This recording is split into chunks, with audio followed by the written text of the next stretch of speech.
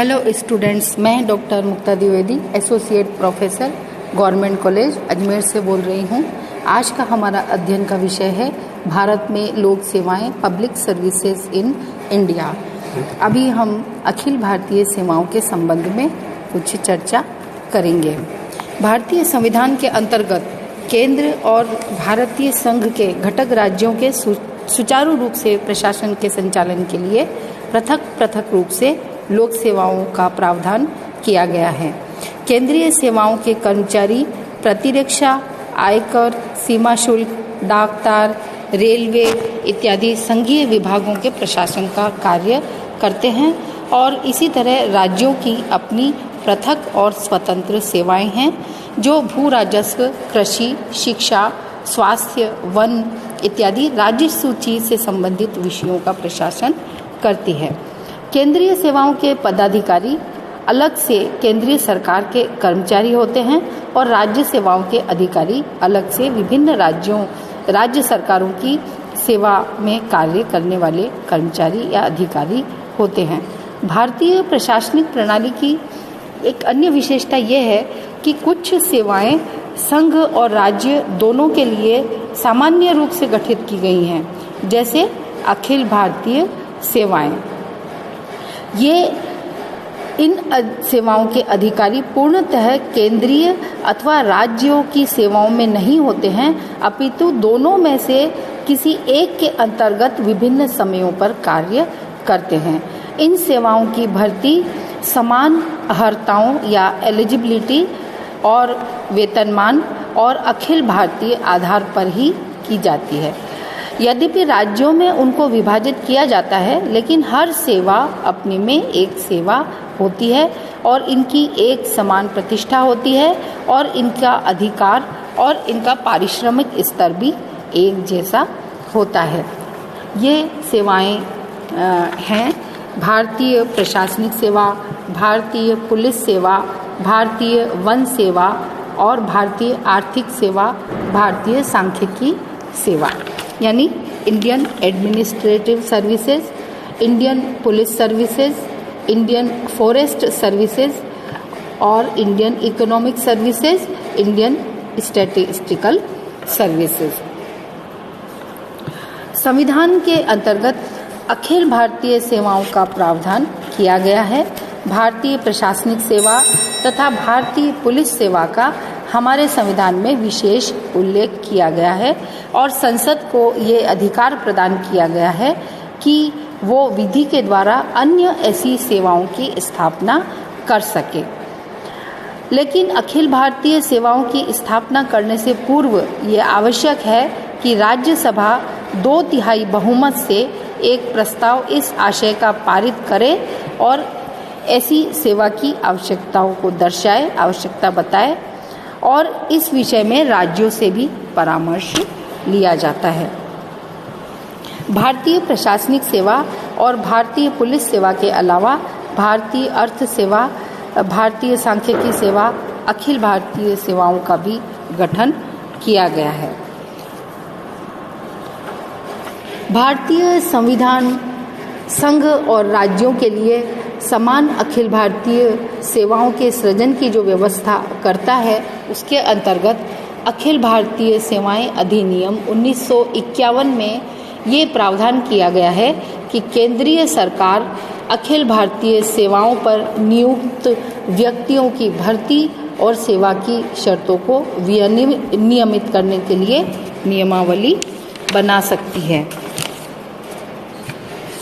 इन सेवाओं पर भर्ती अखिल भारतीय सेवा नियमावली के अंतर्गत ही की जाती है और ये भर्ती सीधी भर्ती प्रतियोगिता परीक्षा के माध्यम से की जाती है और राज्य सेवा के से भी इसमें पदाधिकारी लिए जाते हैं और उनका चयन संघीय लोक सेवा आयोग के द्वारा संयोजित समिति के माध्यम से पदोन्नति के द्वारा इन सेवाओं से अखिल भारतीय सेवाओं में अधिकारियों की भर्ती की जाती है। भारतीय प्रशासनिक सेवा, भारतीय पुलिस सेवा, भारतीय वन सेवा इत्यादि में पदोन्नति इन्हीं 2 नियमों के माध्यम से शासित की जाती है। 1963 में 3 नई अखिल भारतीय सेवाओं के गठन का निर्णय लिया गया था। भारतीय वन सेवा, भारतीय इंजीनियरिंग सेवा और भारतीय चिकित्सा एवं स्वास्थ्य सेवा, लेकिन अभी तक भारतीय वन सेवा ही गठित की जा सकी है। इसके अलावा भारतीय शिक्षा सेवा, भारतीय कृषि सेवा इत्यादि के गठन का प्रस्ताव भी अभी भारतीय सरकार के विचाराधीन है, लेकिन कई कारणों से राज्य सरकारों के विरोध के कारण भी इन सेवाओं का गठन अभी टाल दिया गया है। अखिल भारतीय सेवाओं के पदाधिकारियों के भर्ती एवं चयन का कार्य संघीय लोक सेवा का आयोग का दायित्व है और इन सेवाओं के सदस्यों को भारत या भारत के बाहर कहीं भी काम करने के लिए भेजा जा सकता है। विभिन्न राज्यों को उनकी आवश्यकता और कोटे के आधार पर इन सेवाओं के अधिकारियों को विभिन्न राज्यों में बांट दिया जाता है। Keep learning, keep growing. Thank you very much.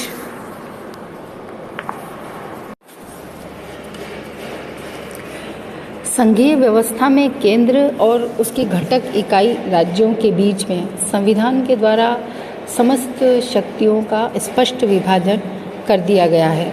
Bharat में राष्ट्रीय महत्व के विषय केंद्रीय सरकार के पास और अन्य विषय मोटे रूप से जो घटक इकाई राज्य हैं उनको प्रदान कर दिए गए हैं। हमारे संविधान में संघीय व्यवस्था है, लेकिन ये एक विशेष प्रकार की संघीय व्यवस्था है जिसमें केंद्र को राष्ट्रीय एकता और अखंडता को ध्यान में रखते हुए अधिक शक्तिशाली बनाने का प्रयास किया गया है।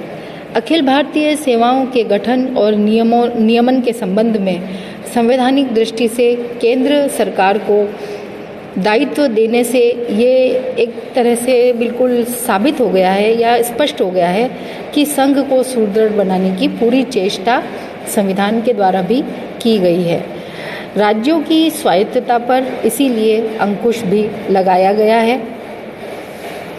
एक तरह से अखिल भारतीय सेवाओं का गठन राष्ट्रीय एकता और अखंडता के लिए लाभदायक भी रहा है, क्योंकि इन सेवाओं के अधिकारी स्थानीय प्रभावों से दूर रहकर ऐसी सेवा के सदस्य बन जाते हैं जो प्रशासन को सुदृढ़ आधार प्रदान कर सकते हैं।